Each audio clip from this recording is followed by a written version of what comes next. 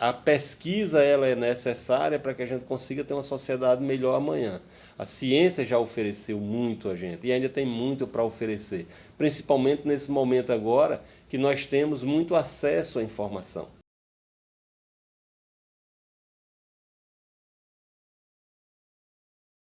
Foi muito dolorido esse processo todo, tá entendendo? Então a gente precisa mostrar às pessoas que não é um processo fácil.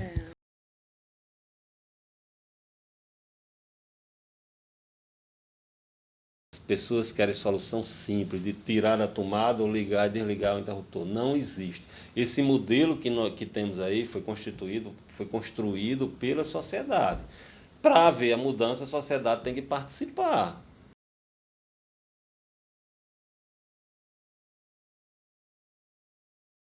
Correr esse caminho, né?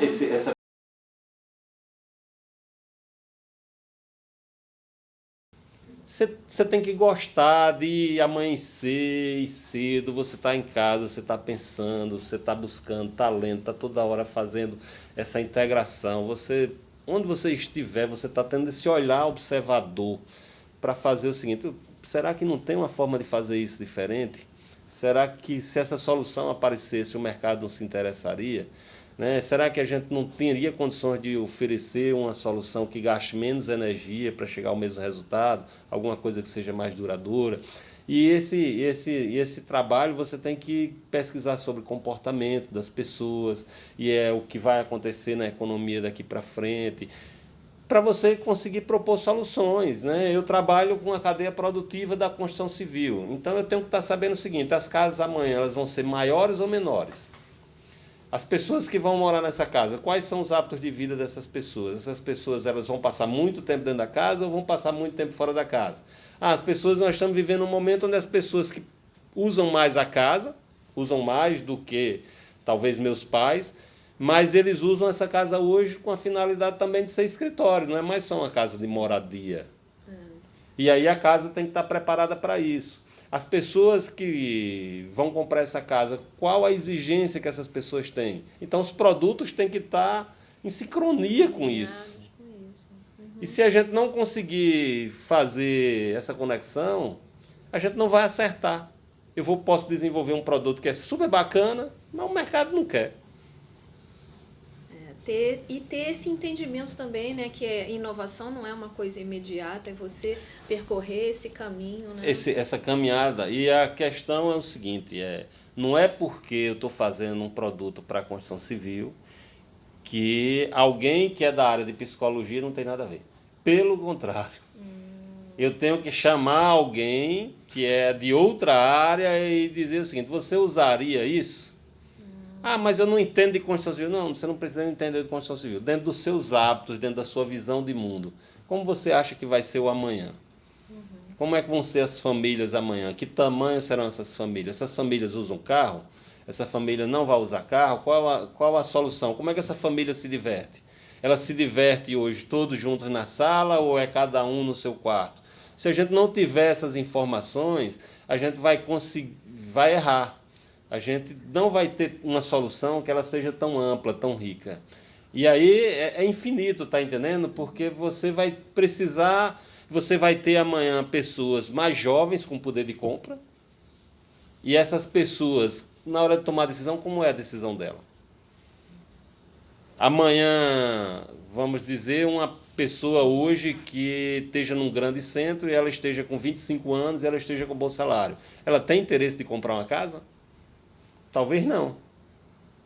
Talvez ela tenha muito mais interesse de alugar a casa, porque ela já está pensando o seguinte: eu vou trabalhar X anos aqui, mas eu não quero trabalhar o resto da vida nessa empresa. Eu não quero continuar, eu quero estudar fora, eu quero morar em cidade A, B, C. Então eu não quero o vínculo de comprar uma casa financiada para eu pagar em 30 anos. E essas informações elas são importantes para a gente, porque eu tenho uma casa hoje, mas essa casa amanhã ela pode se transformar num ponto comercial. Ela pode se transformar num centro de serviço. Como é que vai acontecer isso? Essa rede de conectividade ela é muito importante para que amanhã a sociedade ela esteja melhor. E quem oferecer soluções alinhadas com essa rede de conectividade é que vai conseguir sobreviver por mais tempo.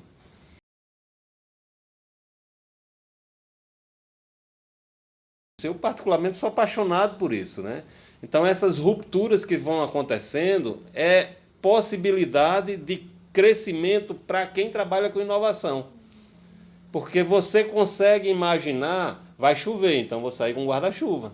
E aquela pessoa que não pesquisou, ela vai tomar banho de chuva. Então, se você já consegue ter essa leitura com as informações que estão disponíveis, já é um passo inicial. É claro que isso aí é um processo contínuo. Você pegou as primeiras informações, você interpretou, você já sentiu necessidade de outras informações e você continua nessa busca. E você vai conseguindo se alinhar com outras redes de trabalho nesse sentido, de pesquisa, inovação, e vai evoluindo, né? Mas é um momento interessante. Agora a pessoa tem que querer, tem que ter muita vontade, tem que estar dispostas a fazer esse trabalho. Isso não significa retorno financeiro. As pessoas têm um entendimento que trabalhar com inovação significa, que eles chamam muito na área, né, de unicórnio, que de repente eu vou ter um produto que o mundo... Não é assim, é muito difícil você conseguir ter alguma coisa que seja única ou que parte seja dos top 10, mas ou você está dentro do grupo que está trabalhando, pesquisando, inovando, que você vai conseguir o seguinte: eu vou pelo menos garantir que eu tenho chance, porque quem não tiver aí, eu acho que não vai ter chance. Né? Então, você tinha uma situação lá no passado que as pessoas diziam o seguinte: eu preciso ter pelo menos um diploma para eu concorrer a um processo seletivo. Hoje você não pode ter mais só um diploma, você tem que ter vários diplomas e mais uma experiência profissional real. Aí você passa a ter chance.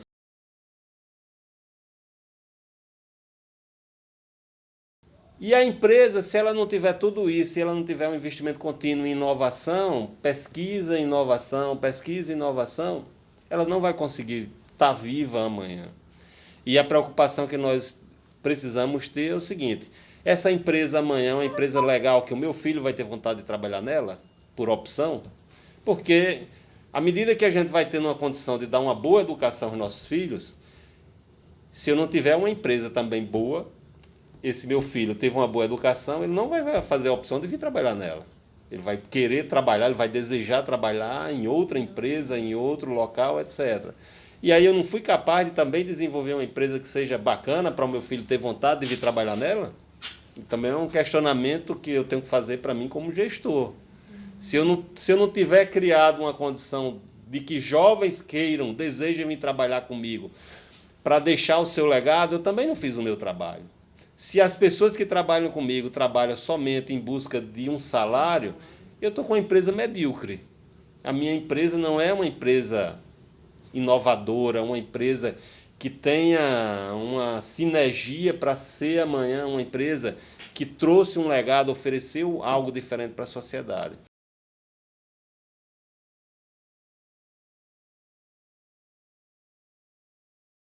Então, você trabalhar com a empresa, você está, num primeiro momento, você tem que ter uma viabilidade econômica, né, de despesas, receitas, e tem que ter margem para você continuar investindo, mas ela vai muito além disso. É você saber o que é que acontece lá fora, as pessoas que estão trabalhando dentro da empresa, o cliente que está comprando o seu produto, o seu fornecedor de matéria-prima, como você está comunicando a sua empresa, o que você está fazendo. E, para isso, a pesquisa e a inovação ela é fundamental. O relacionamento com a universidade ela é fundamental. Então, mesmo a gente tendo todas as dificuldades, onde a gente está instalado, onde eu estou instalado, eu estou na zona rural do município de Mossoró. Eu não tenho telefone. Eu não tenho água encanada. A internet, para chegar lá, eu tive que botar uma antena. Eu tive que colocar essa antena, eu tive que comprar um pacote via rádio para eu conseguir ter acesso à internet lá. Mesmo assim, eu não tenho a velocidade que eu gostaria e que eu preciso de ter. Então, isso era tarefa de quem? Isso era tarefa do governo. Eu pago imposto para receber essa infraestrutura. Eu não tenho segurança. Para os funcionários chegar lá, eu não tenho segurança, transporte coletivo para chegar lá. Tudo isso eu tenho que assumir. mas isso não foram limitadores para dizer, já que eu estou nessa situação, não tenho como fazer. Pelo contrário, eu tinha que fazer se eu queria que a minha empresa sobrevivesse e que se eu quero que ela amanhã ela esteja viva, eu tenho que fazer esse trabalho de inovação. Para eu conseguir fazer pesquisa e inovação, não tenho como fazer isso sem ser aliado com a universidade. Principalmente no momento que a gente precisa trazer tantos conhecimentos, né? Conhecimentos multidisciplinares para que a gente consiga chegar com essa solução. Então, hoje a gente tem trabalho com a Universidade Federal do Rio Grande do Norte, temos com a UFESA, em Mossoró, temos com a UERN, temos com a Universidade Federal de Santa Catarina, temos com universidades no Rio Grande do Sul, e o interesse da gente é a gente ampliar.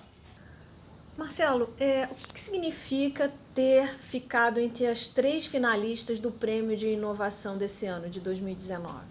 Para a gente foi uma validação de um esforço que nós estamos fazendo há mais de 10 anos nesse sentido de inovar, de pesquisa e inovação tecnológica.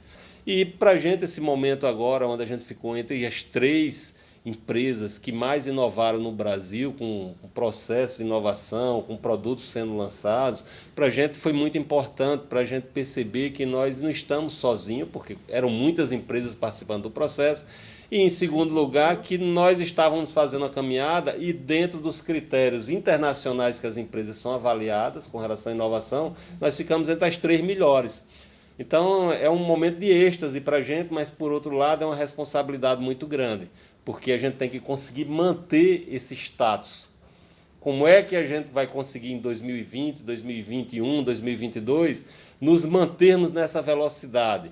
É um investimento não só de recurso financeiro, mas é um investimento de energia, né? De tempo que você tem que dedicar, de muito estudo, mas isso tem também ajudado a gente conviver com outros ambientes. Depois do momento do prêmio de inovação, a gente já tinha contatos com outras universidades e isso facilitou para que a gente consiga ampliar essa rede de contatos.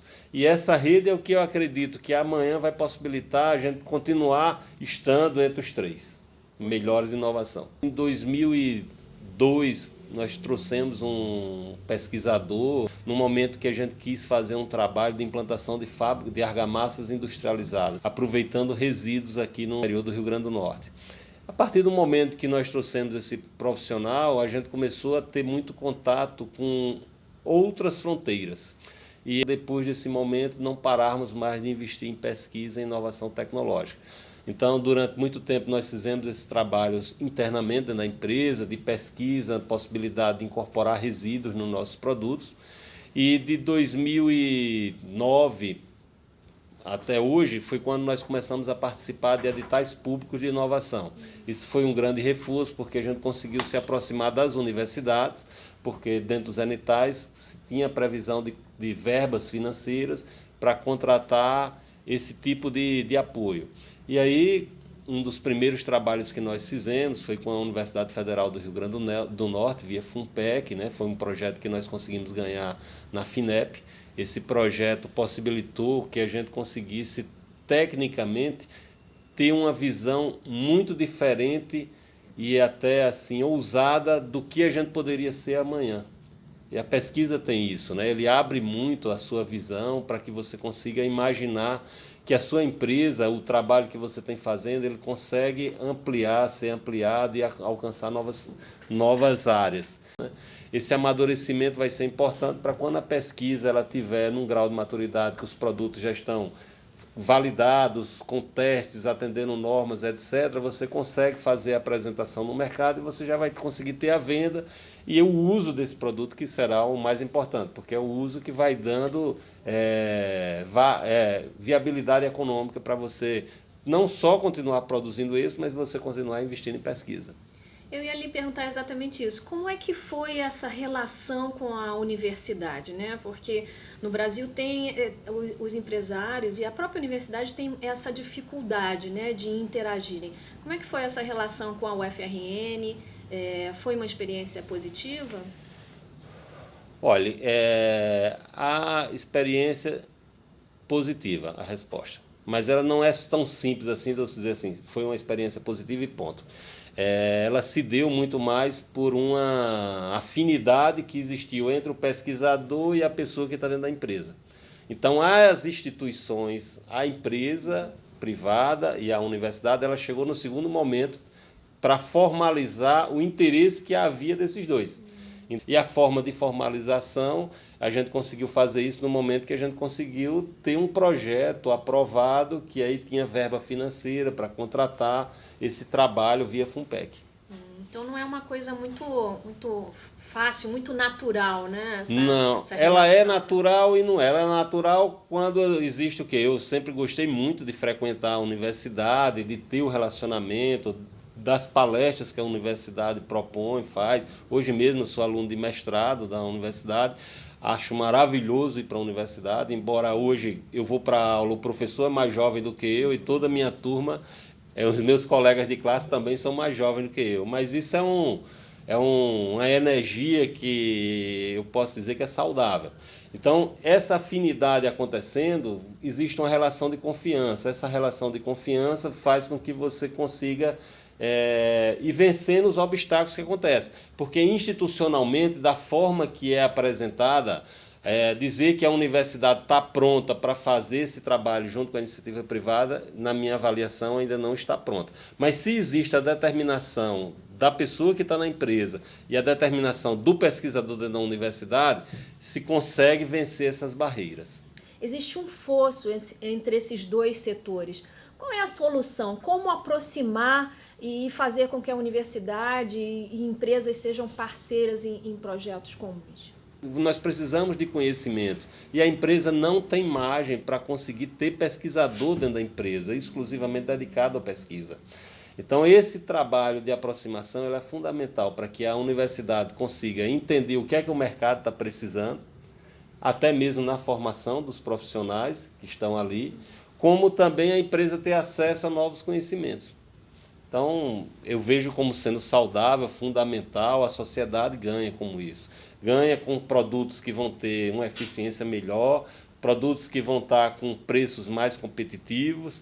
O aluno que está sendo formado, ele também está tendo uma convivência com a empresa, no sentido de que ele vai entender amanhã, quando ele for para um processo seletivo, o que é que ele precisa ser bom para ele poder ser identificado e ser contratado no mercado. Muito bem. Voltando, você estava me contando da sua trajetória profissional, você é engenheiro civil de formação. Como é que foi esse seu encontro com a inovação, com o caminho de inovar? Geralmente quem está trabalhando com inovação são pessoas inconformadas, né? Pode se chamar de revoltadas ou qualquer coisa, mas na verdade são pessoas que não se conformam com aquela circunstância, com aquele ambiente que alguém vem dizer para você que é assim mesmo. A gente entende que não é assim mesmo, é assim mesmo porque a gente está se deixando vencer. O que é que a gente precisa? É sair de uma zona de conforto e encontrar formas de apresentar novas soluções, novos cenários. Isso é um exercício que eu defendo que as pessoas têm que estar fazendo.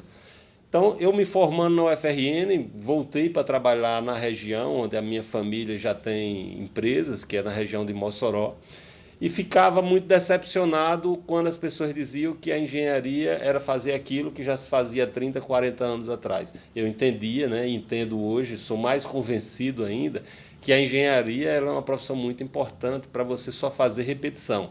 A engenharia é para engenhar, para inovar. E eu entendia também que a gente tinha que fazer um trabalho para incorporar resíduos, que eu acho um absurdo as pessoas estarem enterrando lixo. A gente está enterrando matéria-prima.